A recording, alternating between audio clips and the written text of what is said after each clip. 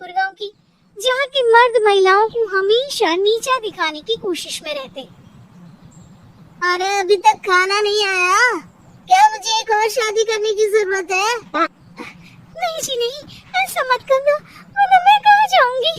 खाना लेकर मैं अभी आई जी। गांव की पंचायत में भी फैसले हमेशा औरतों के खिलाफ ही रहते। मैं जो फैसला सुनाता हूँ वो भगवान की आज्ञा होती है। इस लड़के ने अपने मन से शादी करके अच्छा नहीं किया। लड़के को घर भेज दो, इसकी शादी इसकी जाति की किसी लड़की से करवा दो, लेकिन ये लड़की, इसे तो गांव के बाहर निकाल दो। नहीं नहीं जमींदार साहब, ये क्या बोल रहे हैं? ऐसा नहीं हो सकता। मेरी बेटी मासूम है, इसे अच्छे बुरे की समझ नहीं है। अरे कहाँ जाएगी ये बेचारी? कहाँ जाएगी? इतनी चिंता है तो पूरे परिवार को गांव निकाला कर देते हैं। बेचारी, पूरे बसे बसाए परिवार को गांव छोड़ना पड़ता है। चाहे जो हो, अगर बेटियों को कंट्रोल नहीं कर सकते तो गांव में रहने का कोई मतलब नहीं है। यहाँ औरतों को दब कर रहना होगा। कोई भी अपने हिसाब से कुछ नहीं कर सकता, सब ईश्वर की मर्जी से ही होगा। तभी गांव का एक आदमी दौड़ा दौड़ा आता है। सरपंच साहब, जमींदार साहब, वो कालिया है ना, उसकी बेटी पढ़ने के लिए शहर जा रही है। अच्छा, ये कब हो गया? और कालिया की हिम्मत कैसे हो गई ऐसा करने की? लेकर आओ उसे और उसकी बेटी को। बस फिर क्या था, हाजिर हो जाती है कालिया और उसकी बेटी सरपंच के सामने।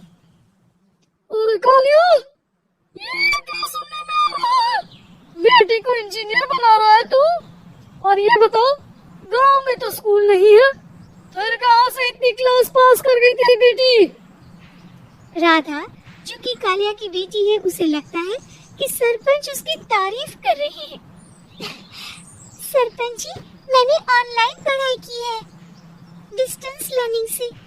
सभी में मैंने अच्छे नंबर पाए हैं, जिसे देखते हुए शहर की इंजीनियरिंग कॉलेज में मुझे स्कॉलरशिप मिली है। वाह जी वाह, क्या होती है ये?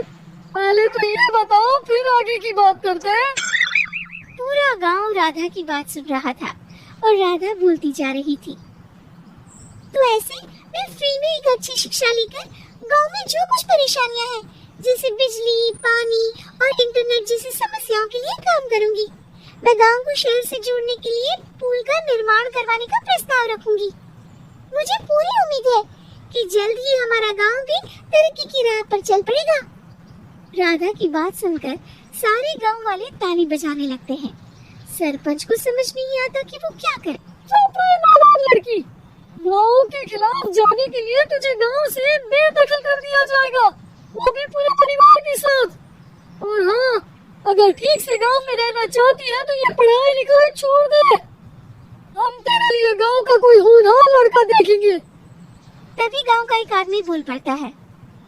अरे नहीं नहीं सरपंच जी, राधा बिटिया जो बता रही है, अगर वैसा हो जाए तो हम लोगों को पैसा कमाने के लिए बाहर नहीं जाना पड़ेगा। हाँ जी, और ना ही कोसों दूर पानी के लिए भटकना पड़ेगा। हमारे बच्चे भी अच्छी पढ़ाई कर सकेंगे और आगे बढ़ेंगे, ना कि हमारी तरह खेती करते बैठेंगे। क्यों गांव वालों, राधा बिटिया का साथ देना चाहिए ना। सरपंच देखता है कि गांव राधा के साथ है तो वो चुप हो जाता है। वो घर आकर अपने सलाहकार से बात करता है, जो बहुत ही चालाक किस्म का इंसान होता है। अरे सरपंच साहब, आपको बहुत ही होशियारी से काम लेना पड़ेगा। एक बार गांव तरक्की कर गया, यहाँ के बालक पढ़ लिए तो कोई ना पूछेगा आपको। और फिर ये जो बेटा और बेटी है ना आपके, इनको भी आम लोगों की तरह ही जीवन जीना होगा। हाँ, लेकिन करे तो क्या करे? वो ना आप मुझ पर छोड़ दीजिए, बस मैं जैसा बोलूं करते जाइए। अगली रोज सुबह जब गांव वाले सोकर उठते हैं तो राधा के घर के बाहर और साथ ही वो लोग जिन्होंने राधा का सपोर्ट किया था, उनके घर के आगे लाल रंग से कल आऊंगी लिखा होता है। कल आऊंगी ये क्या होता है?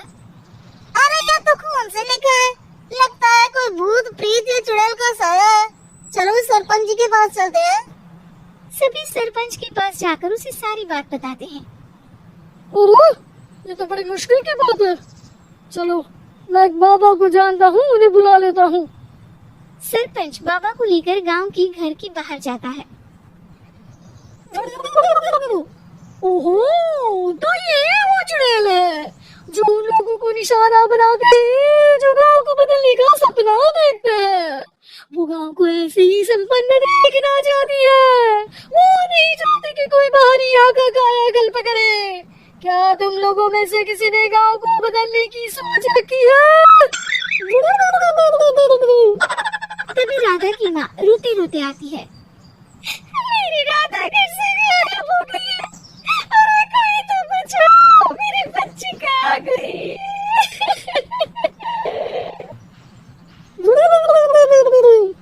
ले गई वो चुड़ैल, तेरी बच्ची को ले गई। अब वो उसे शापित करके छोड़ेगी, उस पर चुड़ैल का साया हो जाएगा। तभी बुरी सी हालत में राधा भी वहाँ आ जाती है। उसके बाल चुड़ैल की तरफ फैले होते हैं और कपड़ों में खून लगा होता है। सभी राधा को देखकर डर जाते हैं। पता नहीं मुझे कौन उठा कर ले गया था। अरे दूर हो जा चुड़ैल, अब हम लोग इस गांव में नहीं रुकेंगे। अरे कैसी बातें कर रहे हैं आप? कल तो आप मेरे भरोसे गांव का हुलिया बदलने, अपने बच्चों को पढ़ाने और तरक्की उन्नति की बात कर रही थी, तो आज क्या हो गया आपको? ये फिर तुम लोगों को बहकाएगी। ये चुड़ैल गांव में आ चुकी है। ऐसे ही ये तुम्हारे घर के बच्चों को भी ले जाएगी। गांव वाले राधा को गांव से बाहर निकाल देते हैं। उसके माँ बाप रोते रहते हैं, लेकिन गांव वाले नहीं मानते। मैं भी अपनी बहन के साथ गांव के बाहर रहूंगा, लेकिन वो पढ़ाई नहीं छोड़ेगी। वहीं सरपंच के घर पर सलाहकार कहता है, देखा, सांप भी मर गया और लाठी भी नहीं टूटी। लेकिन अगले ही दिन सरपंच के घर के बाहर भी वही शब्द लिखे होते हैं। और फिर सरपंच की बीवी कहती है, हमारी बेटी को किसी ने अगवा कर लिया है। तभी राधा का भाई वहाँ आ जाता है। अरे गांव वालों, मैंने सरपंच जी की बेटी को देखा था। वो चुड़ैल उसे उठाकर ले जा रही थी। अरे क्या मजाक कर रहे हो? नहीं नहीं सरपंच जी, आप नहीं जानती। वो चुड़ैल अब आपकी बेटी में आ जाएगी, जैसे राधा के अंदर आ गई थी। तभी सरपंच की बेटी वैसी ही हालत में वहाँ आती है जैसे राधा आई थी। पापा पता नहीं कैसे मैं गायब हो गई थी। चुड़ैल, इसके अंदर भी चुड़ैल का साया है, मारो इसे। अरे नहीं नहीं, इसे भी राधा के पास गांव के बाहर ही भेज दो। अरे चुप रहो, मेरी बेटी कहीं नहीं जाएगी और चुड़ैल बुड़ैल कुछ नहीं होता है। अरे कैसे बात कर रहे हो सरपंच जी? आप तो बोल रहे थे कि आपका फैसला भगवान का ज्ञान होता है, तो अपने पर बात आई तो अब आप ऐसे बोल रहे हैं। अरे ना ना ना, आपको अपनी बेटी को त्यागना ही होगा। अरे बुलाओ बाबा को। राधा का भाई बाबा को ले आता है, जिसे अब गांव वालों के डर के कारण सच बोलना पड़ता है। बाबा नहीं हूँ, मैं तो मूची था। ये सलाहकार महोदय ने मुझे कहा था एक्टिंग करने को। वो मुझे पैसे देने वाले हैं। मुझे माफ कर दो। गलती हो गई, मुझे माफ कर दो। तभी वहाँ राधा आ जाती है। देखा सरपंच जी, जब गांव के बच्चे साक्षर होंगे तो आप जैसे लोगों की चालाकी नहीं चलेगी।